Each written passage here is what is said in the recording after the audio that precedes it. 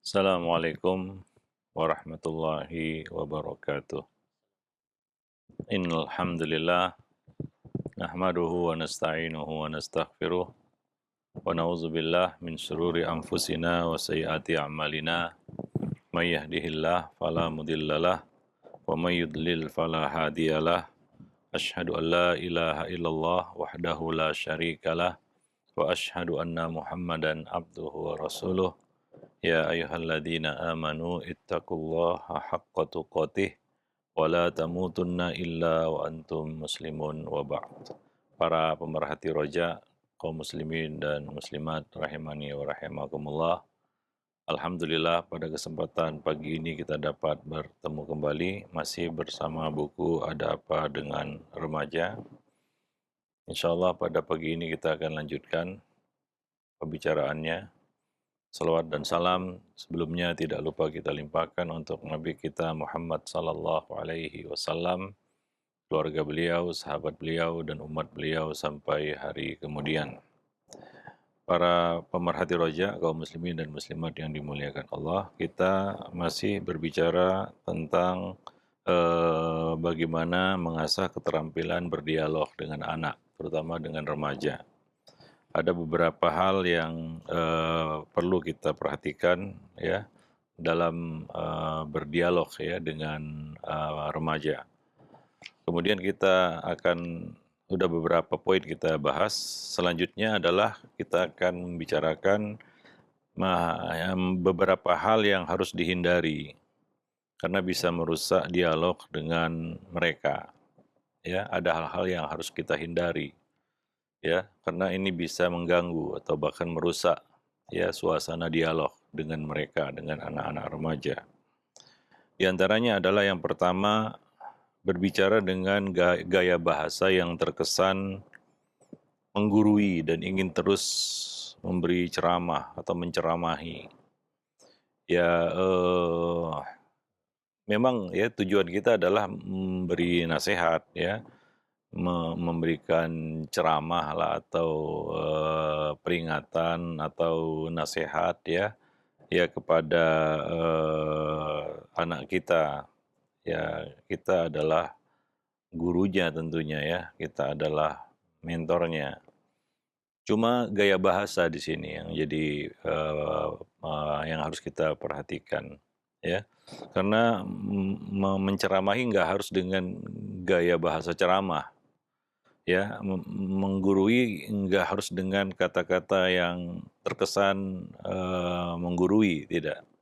Memberikan pelajaran tidak harus dengan cara seperti itu. Ya, jadi yang perlu kita perhatikan di sini adalah gaya bahasa.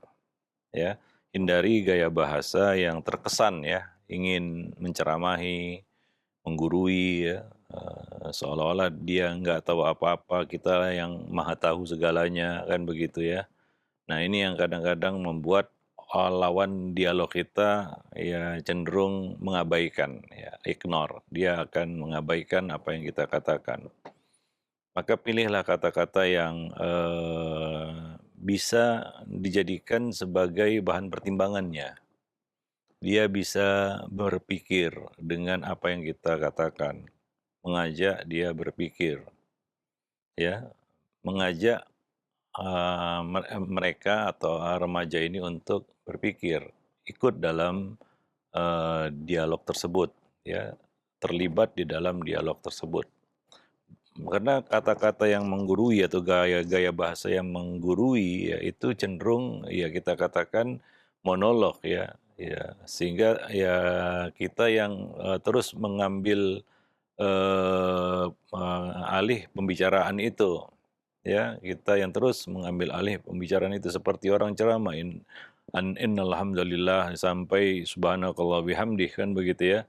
Nah, dan tidak ada peluang bagi mereka untuk ya mencerna apa yang kita sampaikan. Maka kadang-kadang diselingi dengan ya kalimat-kalimat yang bernada istifham atau pertanyaan untuk memancing interestnya, perhatiannya, kan begitu ya. Nah, itu perlu diselingi dengan hal-hal seperti itu. Jadi tidak monoton, tidak membosankan. ya seperti kita mendengarkan ceramah. Ya kita aja dengar ceramah aja kadang-kadang ngantuk ya. Ya kalau kita dengar satu arah begitu ya orang ngomong gitu ya, ya kita juga ngantuk. Makanya Nabi ya beliau adalah guru yang terbaik ya. Kadangkala beliau melontarkan pertanyaan untuk menarik interest ya, perhatian dari pendengar ya. Nabi sering menggunakan metode itu, yaitu dengan melontarkan pertanyaan ya supaya yang mendengar kita juga ikut terlibat di dalam pembicaraan kita. Ya, tidak cenderung satu arah seperti orang menggurui. Itu Nabi ya. Dan Nabi adalah guru, tapi beliau tidak menggurui, ya. Nah, kadangkala beliau memancing sahabat dengan pertanyaan, "Hari apakah ini? Tahukah kalian hari apa ini? Ya, di mana ini?" Ya, ya itu tahu ya di tanah haram, di bulan haram. Tapi Nabi bertanya kepada mereka, ya, dan mereka mengira jawabannya yang lain. Ya ternyata ya Nabi ingin menjelaskan, ya ini adalah di tanah haram, di bulan haram kan begitu ya. Nah, untuk menjelaskan sesuatu yaitu tentang haramnya kehormatan muslim kan begitu. Nah, demikian ya. Jadi perlu variasi ya di dalam berdialog itu. Jadi tidak terkesan monoton. Kadangkala perlu kita melontarkan pertanyaan. Ya, orang itu kalau dengar saja ngantuk memang. Ya kita aja ya, seperti yang saya sebutkan tadi, kita dengar ceramah aja ya, kalau terus dengar, dengar, dengar, 1 jam pegal juga dengar itu ya. Akhirnya ngantuk gitu. Atau ya karena terus mendengar, kita nggak bisa menyimpulkan begitu ya. Maka perlu dikasih part, bagian-bagian ya. Sehingga seperti sebuah buku ada bab-babnya begitu ya.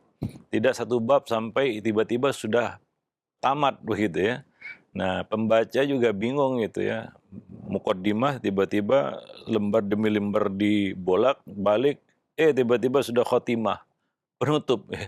Nggak ada dipecah menjadi bab-bab ya. Nah, itu kan memudahkan sebenarnya untuk pembaca atau pendengar mengetahui ya apa kesimpulan dari apa yang kita bicarakan.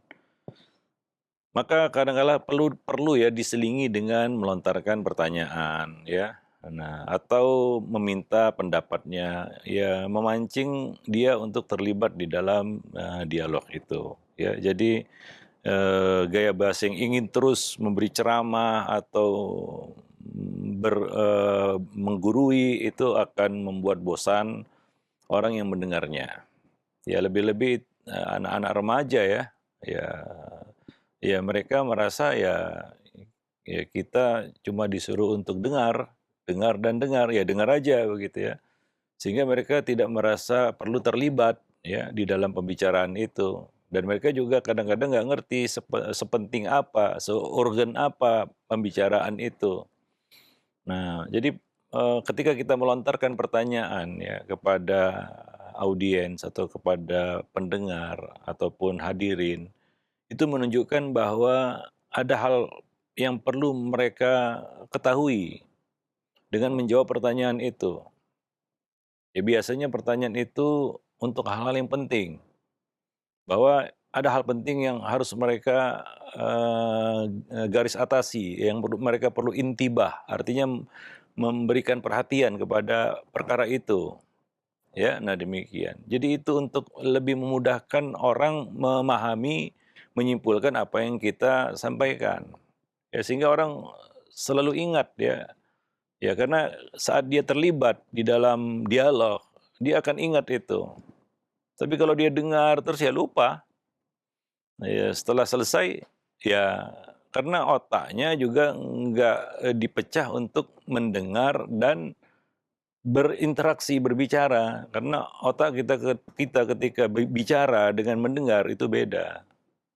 Ya maka perlu ya diselingi dengan pertanyaan, melontarkan pertanyaan, dan ini metode yang dipakai Nabi. Kurang fasih apa Nabi ya dalam berbicara? Ya kurang fasih apa? Kurang baligh apa istilahnya ya dalam bahasa Arab? Ya, kurang balaghah apa Nabi? Kurang orasi apa Nabi dalam berbicara. Tapi itu juga perlu diselingi dengan melontarkan pertanyaan-pertanyaan kepada para sahabat. Tahukah kamu? Tahukah kamu? Gitu ya. Nabi sering menggunakan metode itu. Dan kalau kita lihat di majelis ilmu juga, ya seorang pembicara, ustadz atau apapun namanya, itu ya perlu menyelingi pembicaraan itu dengan hal-hal yang melibatkan ya audiens. Ya, nah demikian. Wallahu a'lam bishawab. Ya sampai ya kalau majelisnya besar gimana Ustadz? Ya Nabi juga pernah di majelis yang sangat besar yaitu di Haji Wada. Nabi juga ya melontarkan pertanyaan kepada mereka. Ya. Nabi juga berinteraksi dengan audiens. Nah demikian. Ya, taib. Nabi berkata kepada hal balaghtu gitu. Bukankah aku sudah menyampaikannya kepada kalian? Nah, gitu ya. Nabi berinteraksi itu dengan, padahal itu ratusan ribu pada waktu itu. Jadi perlu juga, mau majelisnya besar, mau majelisnya kecil, mau kita bicara dengan satu orang, dua orang, tiga orang, ya perlu. Ya ketika berdialog itu, jangan kita terus ngomong, ada orang seperti itu nggak mau dipotong omongannya. Maunya dia aja yang ngomong terus, begitu ya. Memangnya efektif kalau dia ngomong terus? Enggak juga. Orang juga nggak dengar omongannya begitu. Dia aja yang ya kadang-kadang kegeeran seolah-olah apa yang dikatakannya didengar orang gitu. Padahal orang sudah pegel telinganya. Orang itu sudah pegel telinganya. Ya, nah demikian. Jadi kasih ya kesempatan mereka untuk berinteraksi. Wallahu alam bissawab. Itu yang pertama. Yang kedua, hindari ya, redaksi perkataan yang cenderung menyudutkan dan menyalahkan, mengkambing hitamkan. Ya, nah ini tindakan yang memberi kesan seolah-olah kita itu berdiri di hadapannya sebagai hakim dan dia sebagai pesakitan, tertuduh, terdakwa, begitu ya, di ruang persidangan. Ya, nah ini akan mematikan kreativitasnya, kemampuan berpikirnya. Ya, orang yang duduk di kursi terdakwa itu ya nggak ada yang bisa dia lakukan kecuali membela diri.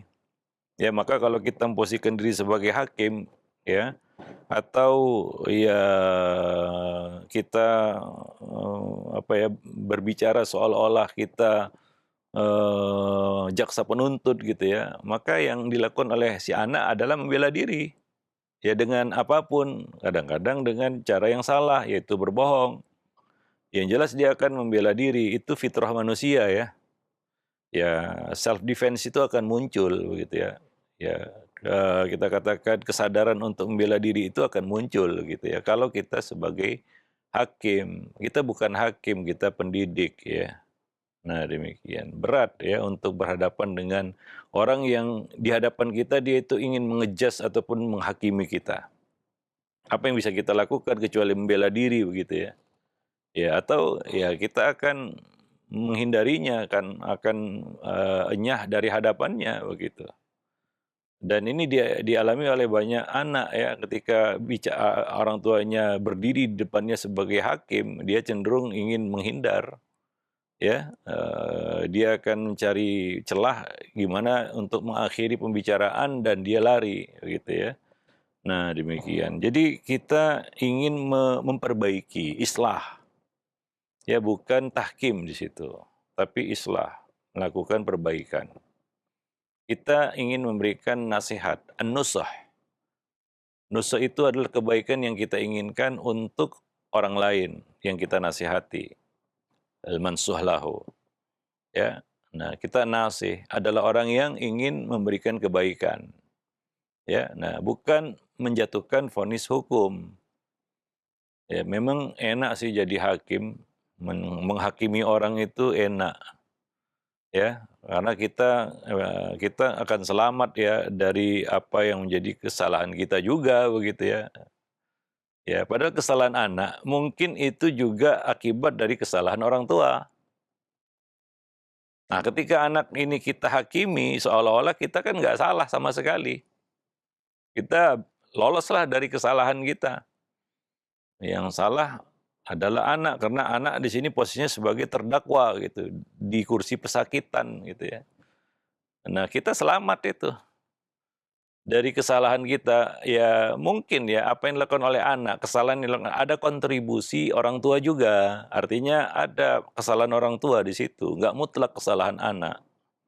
Pasti ada di situ ya, ya sisi-sisi di mana orang tua salah. Nah kalau dia berdiri sebagai hakim, ini kan dia lolos dari kesalahannya. Ya seolah-olah yang salah itu bukan dia, karena dia hakimnya begitu ya. Nah ini kan nggak fair. Si anak akan merasakan ketidakadilan gitu ya. Kok saya yang disalahkan? Kayaknya saya dibiarkan aja begitu ya. Nah, kayaknya saya nggak dikasih tahu. Tapi kok saya disalahkan? Mungkin dia nggak berani ngomong, tapi dalam hatinya mungkin seperti itu, kan begitu ya. Maka jadilah kita pendidik di depannya guru ya. Nah, guru itu mengambil pelajaran, mengoreksi, mengambil ibrah, itulah tugas guru, kerja guru itu. Pendidik itu, itulah dia tugasnya. Ya, dari suatu kejadian, peristiwa, kesalahan anak, itu harus dilihat dari semua sisi. Ya, itulah pendidik namanya. Ya. Jadi kadang-kadang, ya ketika kita dialog dengan remaja, kita memposisikan diri sebagai hakim, ya atau jaksa penuntut umum yang siap menjatuhkan vonis. Kamu bersalah, hukumanmu sekian, selesai, ketok palu. Ya, si anak akan bengong gitu ya. Wah, iya. Besok-besoknya dia akan menjaga jarak dengan orang tua yang tipenya seperti ini, ya. Seperti yang kita sebutkan ada orang tua yang hanya berdialog, berhubungan, berinteraksi dengan anaknya kalau mau menjatuhkan hukuman. Ya, hanya itu saja. Nggak lebih dari itu. Ya, sehingga kadang-kadang si anak membaca ini, kalau si ayah ini mau bicara pasti mau memberikan hukuman ini. Nggak ada yang lain, ya. Dan tentunya itu akan membuat jarak ya antara kita dan anak remaja itu ya. Wallahu a'lam bishawab. Kemudian yang ketiga adalah ini termasuk yang hal-hal yang harus kita hindari ketika berdialog, khususnya dengan remaja ya. Ya sebenarnya ini dengan siapa saja, tapi terkhusus dengan anak-anak remaja kita, yaitu melontarkan pertanyaan-pertanyaan yang terlalu banyak dan berkali-kali. Ya, ya kadang-kadang sudah dijawabnya, tapi ditanya lagi, seolah-olah kita nggak percaya kepada jawabannya, ya. Dan ada kalanya dia sudah memberikan jawaban yang sama berkali-kali juga, ya. Nah, ini seperti orang tua yang kekurangan bahan mungkin ya dalam berdialog dengan anak-anaknya, dengan anak remajanya. Ya, diulang lagi pertanyaannya, diulang lagi pertanyaannya, ya, sehingga terkesan orang tua ini nggak percaya sama anaknya atau dengan jawaban anaknya. Wallahu a'lam bishawab. Dan ini ya seperti duduk di depan investigator ya. Ya, ya kalau orang lamar kerjaan kan itu ya ditanya kadang-kadang pertanyaan yang sama berulang-ulang kan gitu ya. Nah, ini kan dia bukan sedang cari kerja kepada kita dan kita bukan sebagai investigator kan begitu ya. Maka jadilah kita ayah bunda yang penuh kasih sayang, perhatian, kelembutan ya di depannya ketika berdialog dengannya ya. Nah, demikian. Jadi bukan pertanyaan-pertanyaan yang menyudutkan ya, yang ya memojokkan kan begitu ya.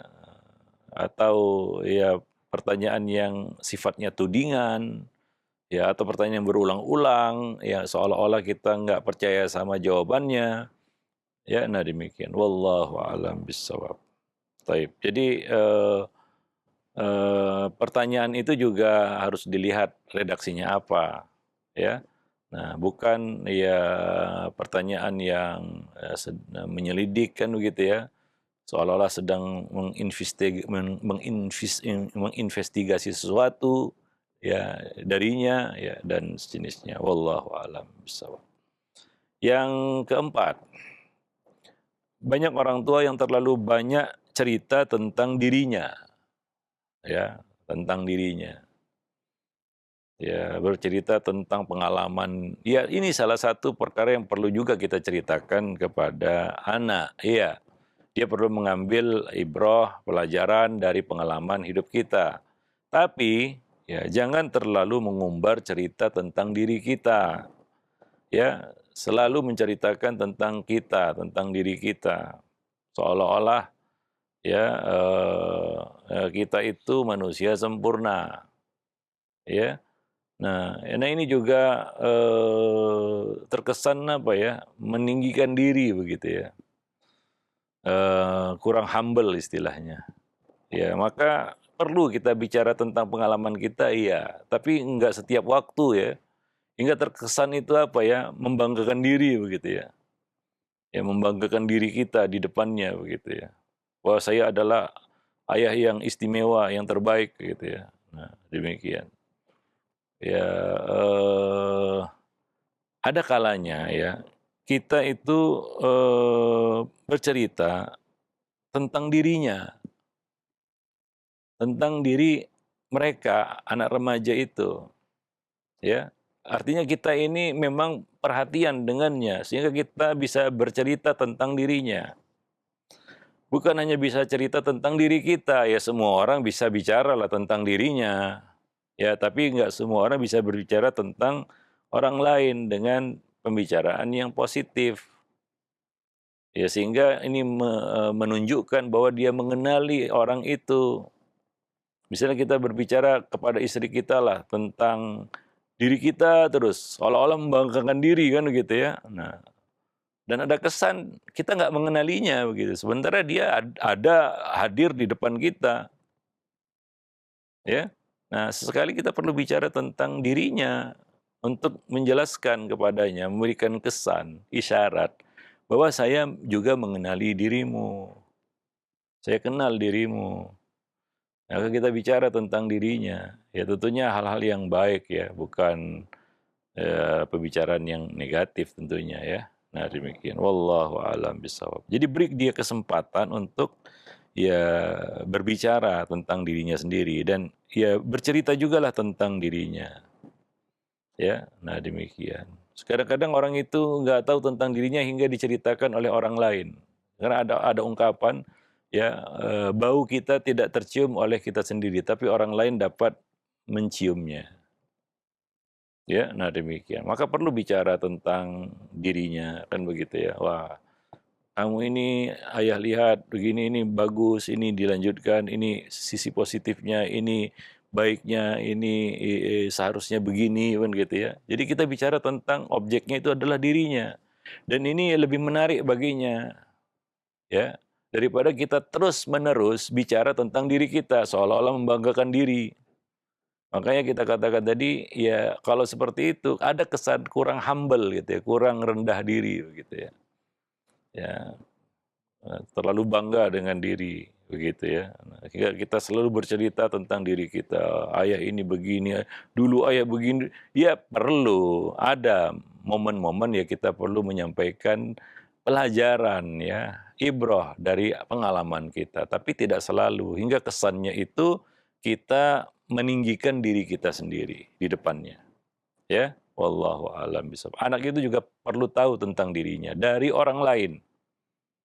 Ya, dan itu menarik ya kalau ada orang yang cerita tentang diri kita dalam hal-hal yang positif ya. Misalnya ini ada orang berdialog dengan kita, lalu dia berbicara tentang diri kita dalam hal-hal yang positif. Itu menarik untuk kita ikuti, menarik untuk kita dengarkan. Oh iya ya gitu ya. Nah demikian. Tapi kalau kita bicara dengan seorang, dia berbicara tentang dirinya, walaupun dalam hal yang positif ya, dia ingin berbicara tentang pengalamannya, tentang kehebatan-kehebatan, prestasi-prestasi yang telah diraihnya, ya kita dengar, cuma ya sebatas itu, kita kurang tertarik ya untuk mendengarkannya lebih lanjut. Ya udah, kamu hebat, selesai. Ya, nah demikian. Wallahu a'lam bishawab. Nah, jadi seperti itu ya. Nah, kadang-kadang ya kita lupa ya larut membicarakan tentang diri kita, ya. Wallahu a'lam, ya. Nah, demikian. Dan Nabi banyak bercerita tentang ketika berbicara dengan seseorang, Nabi berbicara tentang dirinya.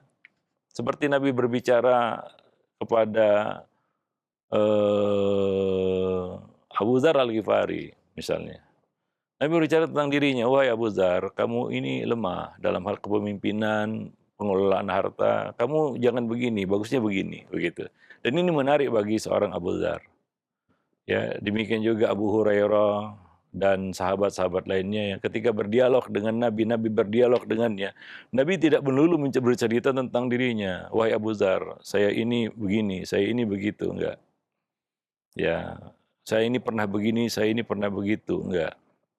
Ya, nah ini yang perlu kita ya ketahui ya, supaya dialog kita dengan anak-anak remaja kita itu bisa lebih hidup ya dan menarik baginya. Wallahu a'lam. Nah, kemudian ini yang terakhir ya, yaitu jangan berbicara terburu-buru. Dialog terburu-buru itu seperti misalnya kita bicara ingin segera menyudahi pembicaraan kita, kita yang mulai, ya kita pula yang mengakhiri kan begitu ya. Artinya apa ya? Kita terkesan seolah-olah nggak punya waktu untuk berdialog dengannya gitu. Artinya ya mungkin lebih terkesan dialog yang kita katakan terpaksa ya, ya atau kebetulan ya. Nah, jadi memang nggak ada persiapan, nggak disiapkan. Ya itu nampak ya orang bicara dialog dengan kita ya dia memang nggak ada niatan dan nggak ada apa ya nggak ada keinginan untuk berdialog dengan kita ya. Dia ingin segera menyudahi dialognya ya atau sekenanya saja dia dialog dengan kita. Ini menunjukkan dia memang nggak ada niatan untuk dialog dengan kita. Maka jangan terburu-buru. Yang kesannya adalah kita ya setengah hati berdialog dengannya. Ya. Nah, jadi itu perlu waktu yang kita sisihkan untuk berdialog ini. Dialog itu perlu waktu. Karena dia dua arah. Bagaimana kalau bisa terjadi dua arah kalau kita terburu-buru? Yang terjadi adalah kita ngomong terus, ketika dia mau bicara kita putus. Karena kita nggak ada waktu, ya kita tinggal aja dia. Ya. Nah, jadi memang jangan sampingan, jangan sambilan gitu ya. Tapi memang betul-betul waktu yang kita sisihkan untuk berdialog dengannya. Ya, nah demikian. Wallahu a'lam. Maka kita perlu mengatur tempatnya misalnya di atas hidangan. Biasa manusia berdialog di atas hidangan. Ya bahkan perkara-perkara penting negara aja kadang-kadang dibicarakan di meja hidangan itu. Ya, itu urusan negara itu ya, urusan gede ya. Ya, ya itu artinya apa ya? Artinya ya dialog itu perlu suasana. Dialog itu perlu suasana yang kondusif. Misalnya ya di meja hidangan, sedang makan, kan begitu ya. Atau sedang di tempat yang enak untuk melihat pemandangan, misalnya di halaman belakang atau di halaman depan atau ya. Jadi ya memang ada kesan kita memang mengkhususkan waktu untuk berdialog dengan mereka. Bukan sambilan atau sampingan atau kebetulan. Ya, nah demikian. Ya, dialog yang lebih cenderung kepada by accident gitu karena kebetulan aja begitu ya.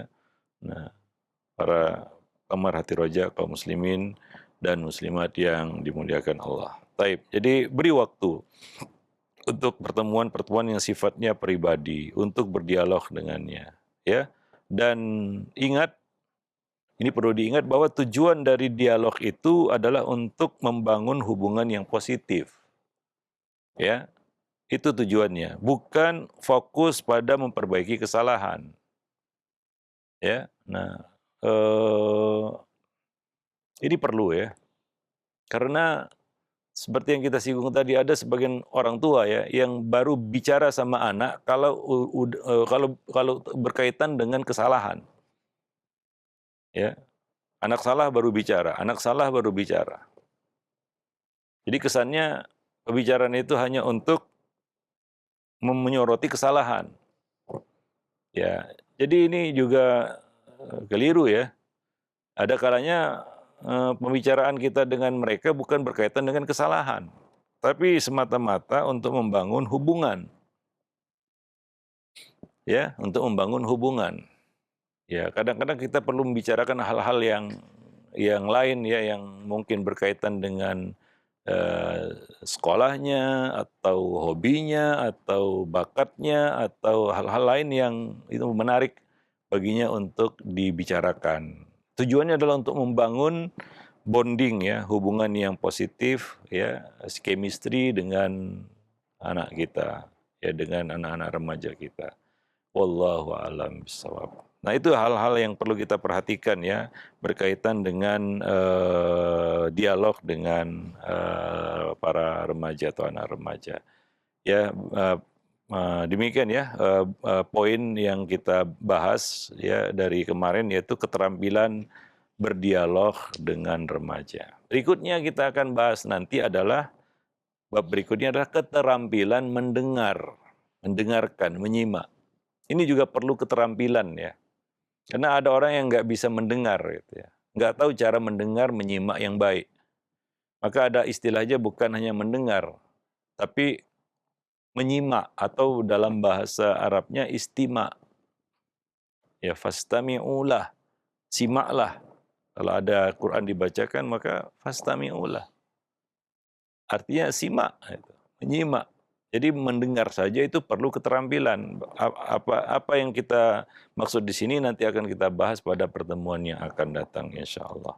Wallahu a'lam bishawab.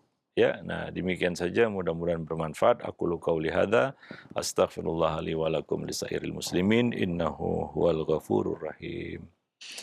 Nah, baik alhamdulillah terima kasih banyak syukron jazakallahu khair atas materi yang telah disampaikan oleh Al-Ustadz di pagi hari ini, yaitu mengenai pembahasan, keterampilan berdialog dengan anak remaja, dan ini, sangat menarik sekali yang kita simak bersama, mudah-mudahan jadi wawasan yang bermanfaat bagi kita semua. Baik, untuk selanjutnya kami akan ajukan, pertanyaan di layanan pesan WhatsApp.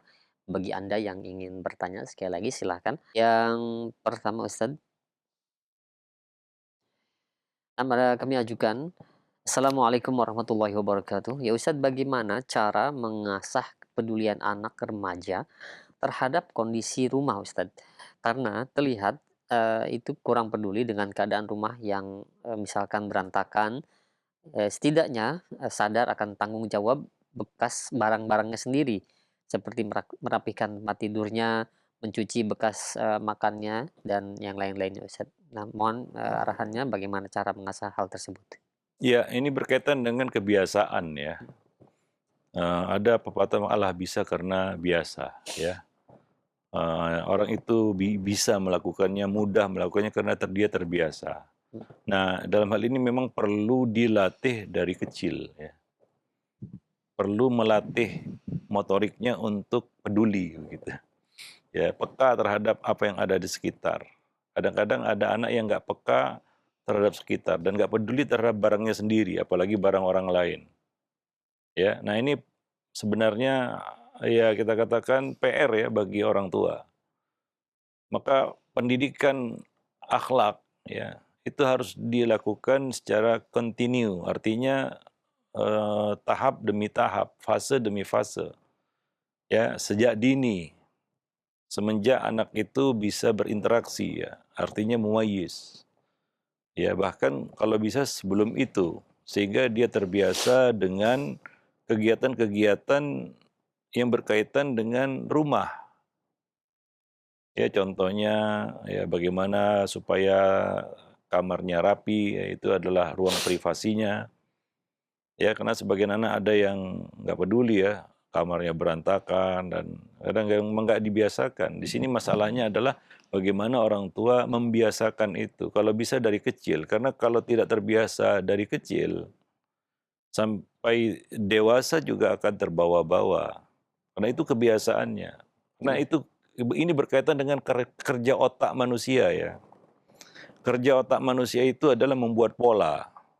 Jadi setiap kegiatan aktivitas yang dia lakukan, ya. Otak membuat polanya.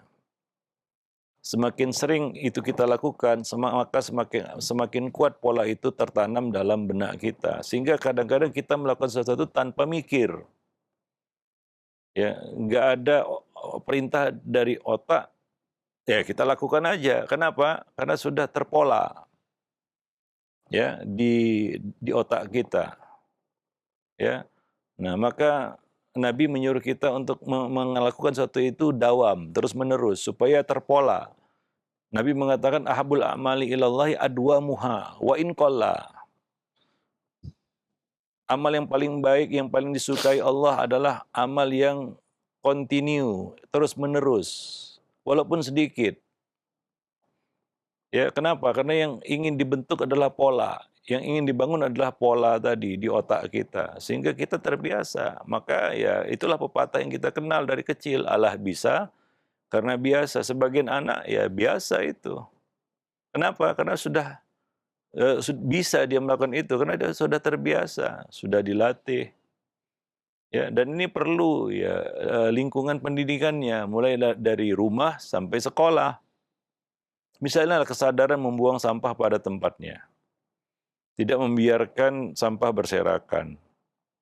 Kalau sudah terbiasa itu, dia akan risih lihat sampah itu. Ya, dia tidak mau untuk membuang sampah sembarangan. Dia akan jaga kebersihan. Bukan hanya di rumah, bukan hanya di kamarnya, bukan hanya di rumahnya, bahkan di luar. Ya, nah sekolah tinggal mengasah itu sebenarnya. Maka pendidikan utama itu harus berangkat dari rumah.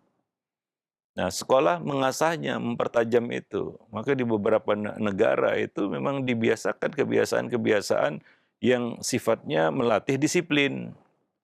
Sebenarnya Muslim, ya, seorang Muslim itu sudah dilatih disiplin dari ibadah-ibadah yang dia lakukan. Ya, ada sholat 5 waktu, ya, dan lain-lain sebagainya, ya, yang mengasah dan melatih seorang Muslim itu untuk ya memiliki kedisiplinan di dalam hidupnya. Ya, nah demikian. Wallahu a'lam bishawab. Ya. Nah, baik, alhamdulillah terima kasih banyak sekali jazakallahu khair atas jawaban dan, arahannya.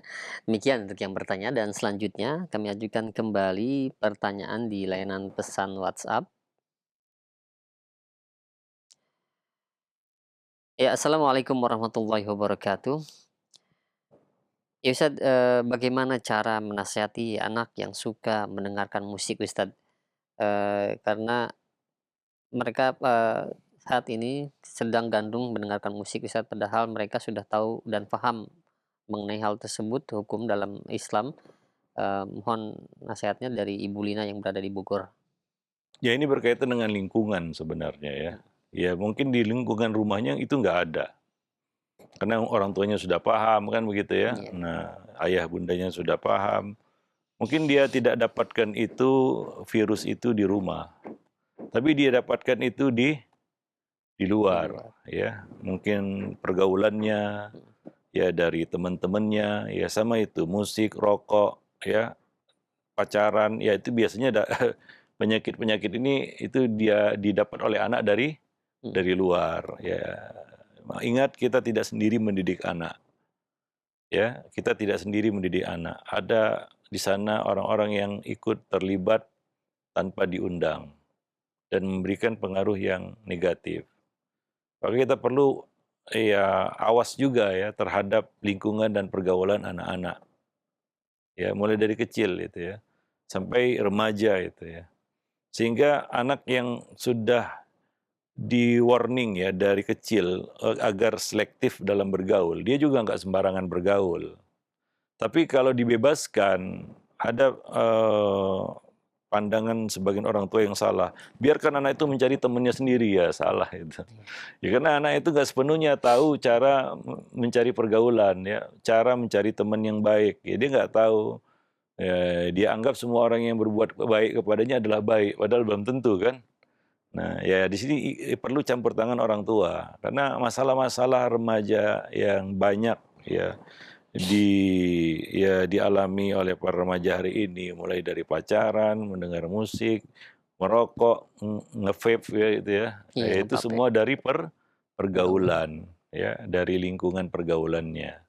Ya mungkin ya nggak mungkin lah orang tuanya ngajari pacaran kan begitu ya, atau ngajari merokok, ya nggak ada orang tua mungkin ya apalagi sudah ngaji kan begitu ya, sudah mengerti ya, pasti bukan dari rumah itu. Mhm, Itu pasti dari lingkungan pergaulannya. Mungkin juga lingkungan pergaulan di luar sekolah atau bahkan di sekolah.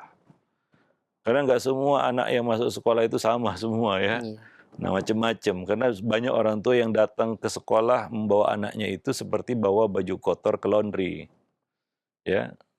Dan ya namanya baju kotor ke laundry, ya dilempar aja begitu. Nah, ternyata kotorannya kotoran yang membandel begitu ya. Akhirnya, baju yang bersih juga akhirnya jadi kotor karena baju kotor itu yang nggak bersih-bersih kan begitu ya. Nah, ini mempengaruhi, artinya apa? Begitu yang terjadi di lingkungan pergaulan yang ada di sekolah kadang-kadang. Ya. Nah, sekolah kan juga nggak begitu selektif dalam hal ya, menerima murid-muridnya ya lulus wawancara, lulus ujian, bisa bayar, masuk, kan begitu ya. mhm, Nah, bercampur baurlah di situ. Nah, di situ, anak itu perlu ya dilatih untuk memilih teman yang baik, bagaimana memilih teman yang baik, ya. Hingga dia ya ya secara, kita katakan, refleks bisa menjauh dari teman-teman yang nggak baik ini kan begitu ya. Ah, ini nggak baik ini. Nah, demikian. Ya, dan ya juga orang tua perlu campur tangan. Misalnya dia dapatkan ya, anak ini misalnya bergaul dengan teman-teman yang salah misalnya. Ya kita dapati, wah ini, anak-anak yang suka nongkrong-nongkrong di kafe, merokok, nge-vape kan begitu ya. Nah, ya dijauhkanlah anak itu dari situ. Karena kalau tidak, ya yang namanya kebiasaan buruk itu lebih cepat menular daripada kebiasaan yang baik. Ya, nah demikian. Wallahu a'lam bishawab. Ya, mungkin itu masalahnya. Ya, masalah pacaran, masalah ngerokok, masalah musik itu biasanya dari lingkungan dan pergaulan anak itu. bisa dari bukan sendiri tadi ya, seperti Iya, dikatakan, Masya Allah, iya. ya tantangannya. Pasti dari luar rumah ya. Iya. Iya, mudah-mudahan bermanfaat jawaban, dari Al-Ustadz untuk penanya tadi khususnya dan juga umumnya untuk orang tua kita semua ya. Baik, untuk selanjutnya kami ajukan kembali yang ketiga ada pertanyaan, ya Ustadz saya memiliki anak perempuan usia 14 tahun. Dia menjadi anak yang tertutup dan tidak peduli dengan lingkungan sekitar Ustadz. Hanya mau bermain dengan satu atau 2 orang saja dan selebihnya dia hanya diam di kamar.